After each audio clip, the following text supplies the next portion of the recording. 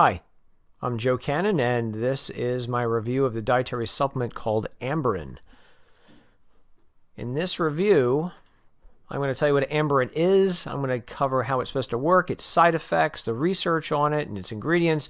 And I'm going to wrap it all up at the end and let you know if it works or not. So, who am I? Well, I'm an exercise physiologist. That's what my master's degree is in. I've been investigating supplements since the 1990s. I've written a few books, including one on dietary supplements. I'm very impartial. I go to the research and go where it takes me. I don't work for any dietary supplement company or pharmaceutical company. So Amberen is, as I said before, a dietary supplement for menopause and premenopause. It's touted to relieve 12 different symptoms, or rather they say up to 12 different symptoms of menopause, from everything from hot flashes and mood swings to irritability and headaches and stress. How it's supposed to work is differently than other menopausal supplements. Amberen is touted to, quote-unquote, naturally restore hormonal balance, and we'll talk about that in a minute. It is supposed to help women make more of their natural hormones again. It's not a hormone itself, and it is not the same thing as hormone replacement therapy. It contains no bioidentical hormones, and it has no soy. Now, if we look at the ingredients in Amberen, we can see that there are 7 listed, but it's the very first ingredient that is the main ingredient, and that's called ammonium succinate. That's what some of the research is actually on, and we'll look at that in a moment. Other names for ammonium succinate are succinic acid and amber acid. Amber acid, obviously, is a reference to Amberen. That's where it gets its name from. So that's another reason why you should believe that succinic acid, amber acid, is the main ingredient in Amberen. So on the product website, amberen.com, you see something like this, where they talk about how women who received Amberen had 91% reduced hot flashes, 78% night sweats, 80% decrease in mood swings, and 87% better sleep. Very impressive. Let's see what the research shows. So Amberen is touted to have up to 45 years of clinical research, and it does, but you have to go back and include the mouse and rat studies. And that's because that's what the research was originally on. If you also realize that Amberen was not around 45 years ago, you also come to the conclusion that the original research was actually on succinic acid and not Amberen itself. But I want to leave off the mouse and rat studies and just go to the people studies, because that's what's most relevant to people. One study involved 25 women between 42 and 60 years of age. It lasted 3 months, and women were randomly given either Amberen or a placebo. These researchers noted that those women getting Amberen reported that 13 of 21 different menopause symptoms were better. This was not seen in the women who took a placebo pill. Now, also, Amberen was shown in this study to raise estrogen levels, and that's probably where they're getting that Amberen helps women make more of their own natural hormone. This, I believe, is the only study to show this effect. I'd like to see it done a couple more times, but it's an interesting outcome. In addition to this, Amberen in this study was also shown to increase leptin. Now, leptin is a hormone made inside our fat cells, and it plays a role in appetite. As leptin levels go up, we stop eating. As leptin levels fall in the blood, we tend to get hungry again. This study appeared to show that Amberen raised leptin. And if that's the case, it may play a role in why some women may experience less hunger and weight gain, perhaps. And we'll talk about the weight gain issue in a moment. So another study on this compound involved 70 women. It only, unfortunately, lasted 3 weeks. Women were given a placebo or Amberen for 3 weeks, and women who received Amberen reported better menopause symptoms, relief of those symptoms, than a woman taking placebo. These 2 studies I've just told you about appear to be the only studies so far on the Amberen supplement. The rest of the studies are not human, and so I'm not even going to mention them, but the fact that there is some research on humans on this dietary supplement is very intriguing.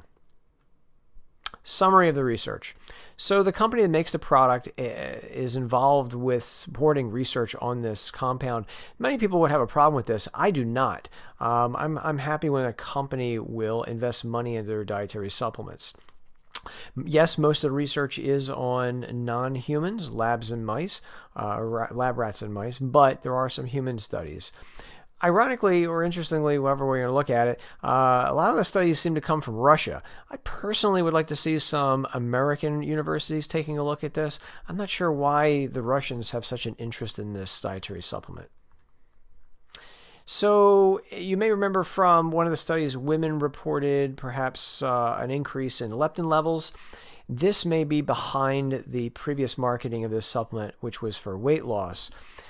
It no longer is marketed for weight loss anymore, and that's because the FTC reached out to the Federal Trade Commission and said, hey, you really can't prove that it helps people lose weight, so stop saying it. And the company agreed, and so you're not going to hear that mentioned anymore in the ads. Side effects of this dietary supplement.